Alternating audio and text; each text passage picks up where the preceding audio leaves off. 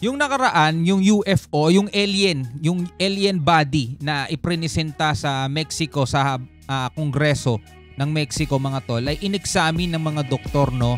At nakita nila yung mga kalansay o yung mga buto sa loob ng alien body na yon ay wala daw palatandaan na yun ay minanipula. Sa madali salita, legit daw yun mga tol. Legit. At yung DNA niya ay hindi tumutugma sa mga DNA na nakarehistro dito sa mundo. Ibig sabihin out of this world mga tol, yung ano na yon, yung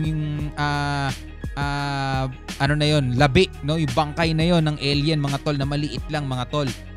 So etong videong panonoorin natin, ito actual video naman, mga UFO naglalabasan na din sa Pilipinas part 1. Etong video panonoorin natin ay kay Kian Thoughts. Siyempre huwag mong kalimutan mag-subscribe sa kanyang YouTube channel at kung subscriber ka na niya at bago ka pa lamang dito, trip mo yung mga ganitong klaseng reaction video and commentary. Siyempre sana huwag mo rin kalimutan mag-subscribe mga kapatid. Pag-usapan ulit natin ng mga alien. Do meron ng inilabas at parang isang napakatibay na ebidensya na to na talaga nag-e-exist mga tol. Ang ibang mga nilalang sa ibang planeta, mga intelligence being sa ibang planeta mga tol, ay marami pa ring skeptic, no? Marami pa ring mga tao ang ayaw pa ring maniwala kasi bakit nga naman daw yung mukha ng alien ay nahahawig sa mukha ng mga nasa Hollywood movies, 'di ba? Ano 'yun? Bakit naman daw ganon? Ibig sabihin tama yung mga nasa Hollywood movies, 'di ba? Ang gusto ko lang din naman sabihin yung mga Hollywood movies naman, yung mga mukha ng mga alien nila ay ibinase lang din naman nila sa mukha ng mga alien na natagpuan sa mga artifacts na natagpuan 1,000 years ago na. Doon lang naman binase ng mga Hollywood movies yun eh. So sino na una sa kanilang dalawa? Siyempre yung mga artifacts mga kapatid. Kaya kung may matatagpuan mang alien at kamukha ng mga nasa Hollywood movies, it's because kasi yung mga nasa Hollywood movies na mga alien ay binase lang din naman doon sa mga nahukay na artifacts mga kapatid, no? So tuloy na natin to, panoorin na natin mga kapatid.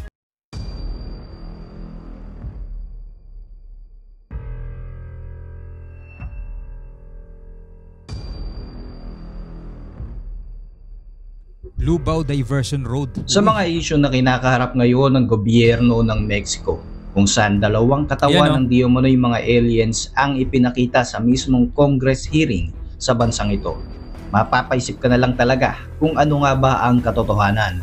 Sa episode na ito ay ibabahagi ko sa inyo ang ilan lamang sa mga sightings ng UFO o unidentified flying objects dito mismo sa ating bansa, para maipakita sa inyo na hindi lamang sa USA at sa ibang bansa nagkakaroon ng mga alien aircraft sightings. Ako po si Roy Z, welcome sa Kian Thoughts. Kung hilig mo ang mga ganitong video, mag-like at mag-subscribe para lagi kang updated sa mga susunod na upload. Bago natin ito ipagpatuloy, gusto lang kitang tanungin, ikaw ba ay naniniwala sa alien, mga tol? Yung word na alien kasi, kailan lang naman niya na ilagay sa dictionary eh. Sabihin na lang natin, ikaw ba ay naniniwala sa mga nilalang bukod sa ating mga tao na nilagay dito sa Earth? Naniniwala ka ba na may iba pang nilalang na ginawa ang dakilang may lalang na nasa ibang planeta naman, mga tol? At nauna pa sila sa atin, kaya advanced na yung technology nila at nakabiyahe na sila dito sa atin noong panahon pa na tayo ay nasa kamangmangan pa, no? Wala pang technology talaga. So tuloy natin to. Comment ka sa baba kung naniniwala ka at bakit. Sa mga nakalipas na taon, alam mo bang napakaraming mga documented at undocumented cases ng UFO sightings dito sa Pilipinas? Totoong marami tayong mga urban legends o kwentong bayan, subalit ang usapin tungkol sa mga aliens at mga UFO na nakuhanan pa ng larawan at mga video. Teka, literal na out of this world ang usapan na ito. Kung nanonood kayo ng History Channel, siguradong narinig nyo na ang tinatawag na Project Blue Book. Ito ay isang series base sa mga pag-aaral ng US Air Force tungkol sa mga mysterious sightings ng mga UFO sa iba't ibang lugar dito sa ating mundo. Ilan sa mga naitampok nila rito ay ang mga UFO sightings dito mismo sa Pilipinas. Taong 1949 at 1957, may mga claims na 2 beses na nagkaroon ng UFO sightings sa Clark Air Force Base sa Clark, Pampanga. Ayon sa report, Nakita mismo ng mga piloto ang isang round object na flying vessel na sobrang bilis ng lipad. Pero sa panahong ito, wala pang mga aircraft ang nadidevelop na may ganitong kakayahan. Dalawa ang naging konklusyon ng Project Blue Book. Posibleng isa itong contrails o isang ice cloud na nabuo sa pagdaan ng isang aircraft o kaya naman ay posible rin na ito ay isang military balloon. Mayroon ding mga sightings sa Camp O'Donnell sa Tarlac noong 1957 pero ayon naman sa Project Blue Book, ito ay ang planeta lamang ng Venus. Noong 1959, isa pang sightings ang napabalita pero ayon din sa kanila, isa lamang itong aircraft. Somewhere in Luzon, may mga sightings din ng mga UFO around 1962 pero base sa kanilang report, isa lamang itong NASA satellite. Okay. Noong September 3, taong 2000, bandang alas 7:30 ng gabi, isang negosyanteng nagngangalang Antonio Israel ang nakawitness sa mga maliliit na kulay pulang bola ng liwanag na tila ba'y sumasayaw sa kalangitan sa bahagi ng Las Piñas. Agad niyang kinuha ang kanyang kamera upang kuhanan ng video ang mga pangyayaring ito. Tumagal nga ng halos 40 minutes ang kabuuan ng video. Ayon sa lalaki, nasa 12 ball of light ang nakita niya ng gabing iyon at sinabi niyang marami rin siyang mga kapitbahay na nakasaksi rin sa pangyayari at maririnig nga raw ang hiyawan ng mga ito sa video footage. Ma! Ay, gago. UFO! UFO! Dali! UFO? Ayan o, ano yan? Ano yun? UFO! UFO nga. Tama naman, UFO. Anong nagsasabi niyo? UFO! Oo nga. UFO! Ha? Nawala! Ayun o! Ayun, no? Ayun o! Hindi niya replano? Replano yata. Ayun o! Isang team mula sa United Nations Tama naman eh. sa pangunguna ni Dr. Jean Tama naman eh. Kapag hindi mo alam kung ano yung lumilipad, kaya mapa-aeroplano man yan o drone, di ba? Basta hindi mo alam kung ano yung lumilipad na yun, UFO yun kasi unidentified nga eh, di ba? Pero it doesn't mean agad na alien na nga. Alien agad yun so hindi. Alam naman yan ng iba dyan na nauunawaan naman nila yun. Tama naman yung lalaki UFO kasi hindi niya alam kung ano yung nakikita niya. Chu. Katulong ang Philippine Weather Bureau ang nag-imbestiga tungkol sa UFO phenomenon na ito. Samantala, duda naman si Israel dahil tila ba dinidismiss ng gobyerno ang claims tungkol sa UFO sightings na ito. Gayunpaman, wala namang inilabas na konklusyon ang United Nations tungkol sa kung ano nga ba talaga ang kulay pulang liwanag na ito. Pero ang nakakagulat, matapos kunin ng mga otoridad ang video footage, isang air traffic controller mula sa Ninoy Aquino International Airport ang lumutang at sinabing sila mismo ay nakita din nila ang naturang mga liwanag pero hindi nila ito inilagay sa kanilang logbook. Ayon sa kanya, wala raw sila sa posisyon upang mag-comment tungkol sa pangyayaring ito. Kung inyong matatandaan, noong April 2015, nag-viral sa internet ang actual video footage ng mga hindi maipaliwanag na liwanag sa Lubao Diversion Road sa Pampanga. Sa video nakuha ni Paulo Gallardo, makikita ang mga stationary o hindi gumagalaw na mga liwanag. Hindi lamang sila ang nakakita sa naturang liwanag na ito. Marami pang mga larawan at video footage ang lumabas at kumalat sa iba't ibang social media platform na talaga namang ikinabahala ng marami. Kinabukasan nga ay binalikan ng grupo ang lugar kung saan nila namataan ng liwanag pero laking gulat nila dahil wala silang nakitang gusali o ano pa mang pwedeng pagmulan ng kakaibang liwanag na ito. Ito yung actual video. Something like fire and then it forms into something big and then Para siya naka-triangle no? now it's forming a V shape. As you can see, I'm on the highway. So here are the cars. So there it is again. Palagay ko legit yung footage, no? Hindi lang natin na talaga alam kung ano yan. And it multiplies. Now it's going to die out again, and then sooner or later they'll come out in numbers. Oh, nawawala-wala It's yung like ibang they're kulay, sending to yung the ibang clouds. ilaw. Ayan. Ah, iba pang nakakita. Lima. Ay, ayan. Nagiging lima na siya.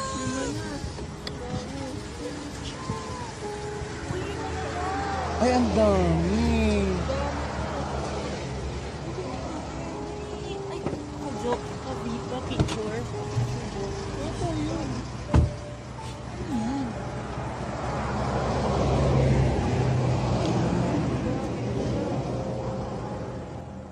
Hindi ito ang kauna-unahang UFO claim sa Pampanga. Mhm. Marami pang ibang mga sightings ang napabalita rin sa bayan ng Mabalacat at maging sa Angeles City. Ayon naman sa inisyal na ulat mula sa Pag-asa, base sa interview, sinabi nila na hindi ito eroplano, hindi ito drone o kaya naman ano pa mang aircraft dahil hindi nga gumagalaw ang mga liwanag na ito. Sa isang opisyal naman na website ng Philippine Astronomical Society, sinabi nito na hindi UFO kundi mga drones ang namataang lumilipad sa lalawigan ng Pampanga. Umaga ng March 2, 1984, 4 na kabataang lalaki na mag-aaral sa Valencia Elementary School ang inutusan ng kanilang guro upang kumuha ng tubig.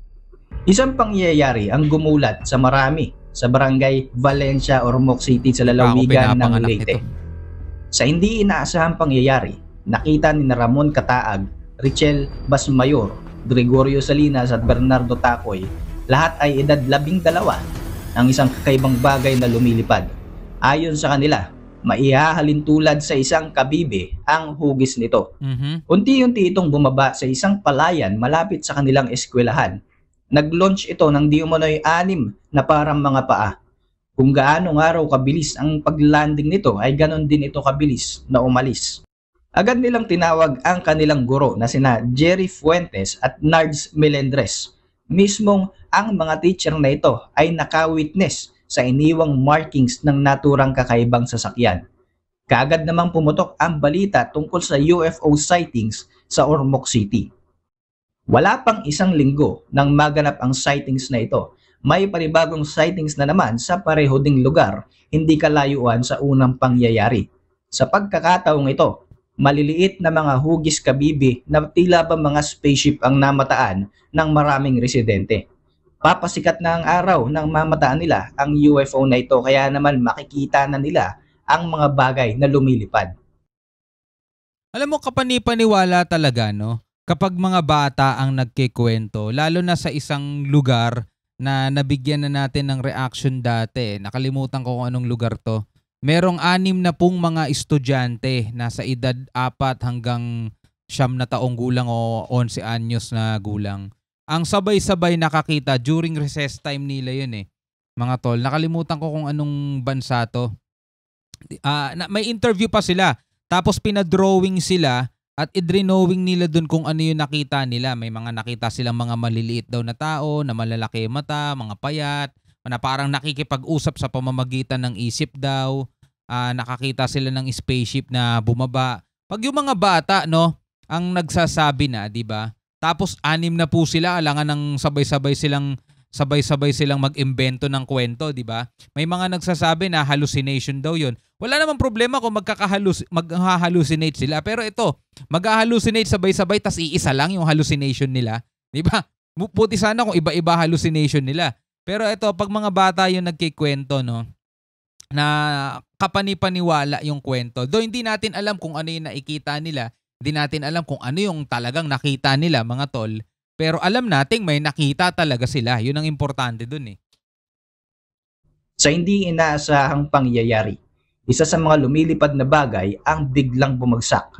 Ayon sa kwento ng mga nakakita sa pangyayari na ito, tila pinipilit ng kakaibang sasakyan na ito na muling lumipad pero hirap na hirap ito.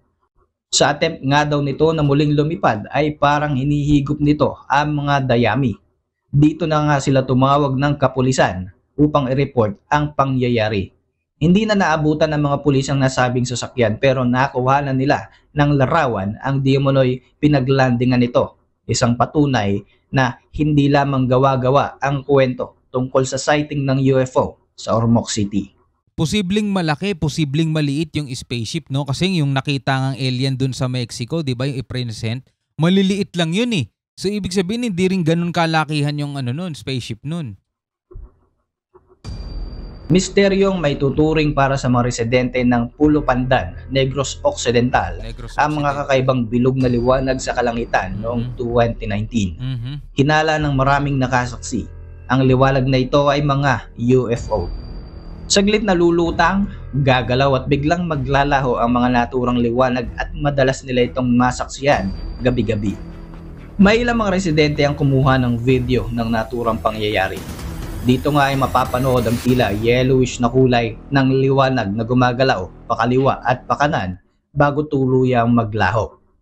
Inimbestigahan din ng isang programa sa TV ang kakaibang pangyayaring ito sa Negros Occidental. Sila mismo, nakita nila at nakuha na ng video ang tila tuldok at pahabang liwanag. Paliwanag naman ng mga tagapag-asa, hindi eroplano, hindi drone at hindi rin bulalakaw ang liwanag na ito, kundi ISS o International Space Station na natatanaw sa kanilang lugar sa tuwing madilim na ang kalangitan. Pero hindi lamang ito ang naunang UFO sighting sa Negros Occidental dahil noong 1979 may isang documented case na inimbestiga ng Philippine Constabulary na ngayon ay PNP tungkol sa sighting ng UFO na naglanding sa bayan ng Calatrava noong April 1 at April 2, 1979. Samantala, April 19, 1979, biglang nagulantang ang Bacolod City, bayan ng Talisay, Silay at EB Magalona dahil ang mothership di umano ng UFO ang namataan sa mga lugar na ito. Nag-launch pangaraw ito ng mga maliliit na mga aircraft na kalaon ay gumawa pa ng V-formation patungo sa kabundukan. Marami ang mga nakawitness ng di umano'y nakakatakot na pangyayari na ito. Maging ang mga pulis ay nakita rin ang pangyayari. Ayon sa ibang mga nakawitness, isang tila ba oval-shaped flying object ang naglabas ng aabot sa 30 smaller vessel at namata nito ng mga pasahero ng isang bus sa Silay City. Ang mga witness sa iba't ibang lugar na ito, pare-pareho ang kanilang statement patungkol sa mga na-witness nila na mga misteryosong bagay. Ang paliwanag naman ng lokal na pamahalaan ng Negros Occidental, lumitaw di umano sa kanilang investigasyon ng liwanag na ito ay red flares lamang mula sa mga mandaragat na nagsisignal para sa isang emergency. Base sa mga impormasyon, video footage, larawan at kwento ng mga mismong witness, ano sa tingin mo ang mga liwanag na ito na namataan sa kalangitan? Naniniwala ka ba sa pahayag ng ating gobyerno o talaga kayang may mga UFO at may mga buhay sa labas ng ating planeta na maaaring noon pa man ay nag-iimbestiga na sa planet Earth? Well, ang ating planeta ay talagang punong-puno ng hiwaga, mga tol. Napakarami pa nating hindi natutuklasan at napakarami pa nating ngayon pa lamang nakikita kaya manghang-mangha tayo, mga tol. Sa tinagal-tagal ng ating planeta ngayon ay parang unti-unti nang lumalabas yung ibang mga patunay na bukod sa ating mga tao dito sa mundo, meron pang ibang nilalang sa ibang mundo. Pero kung usapang tayo lang ba ang nilalang at wala nang iba liban sa atin, hindi ganun yun, mga tol. Lagi nga nating sinasabi sa ibang mga video natin, di ba? Meron pang mga naunang nilalang sa atin, mga tol. Yan yung mga anghel sa langit. Di ba? Hindi sila 3, 2, 4. Napakarami niyan, libo-libo. So bukod sa ating mga tao na nandirito sa lupa, ay meron pang ibang nilalangin ngayong mga anghel sa langit. So etong mga nakikita natin, mga tol, na tinatawag nga nating extraterrestrial o mga tinatawag nilang alien na posibleng nakatira daw sa ibang planeta, though hindi man sila nakasulat sa banal na kasulatan. Ang tanong, bakit nga naman sila isusulat? Yung Bibliang to ay para lang dito sa mundo natin. Diba? Siguro ang nakasulat lang talaga doon is yung mga anghel kasi yun yung mga sugo. Diba? Yun yung mga sinusugo ng Panginoong Diyos dati para makipag-communicate sa atin. Pero kung malay mo, dun sa ibang planeta, pinanggalingan itong mga alien to, may sarili silang Bible dun, di ba? Malay natin dun. Well, unang-una ulit, mga tol, limitado lang talaga ang kaalaman nating mga tao. Di ba? Sa matinding ebidensya na kulang pang kaalaman natin, hindi nga tayo makapunta pa sa ibang planeta. Di ba? Hindi nga tayo makatungtong dun. Yung pagpunta nga natin sa buwan, talagang may talakayan pa about dyan. Pero kung ikaw tatanungin, naniniwala ka ba dito sa mga alien? Naniniwala ka ba dun sa ibang UFO? Do yung iba may explanation na, yung iba ay talagang nananatiling misteryo pa din. Pwede kang mag-comment sa ibaba mga tol. Hanggang sa muli, ako nga pala si Shobal D. Peace out.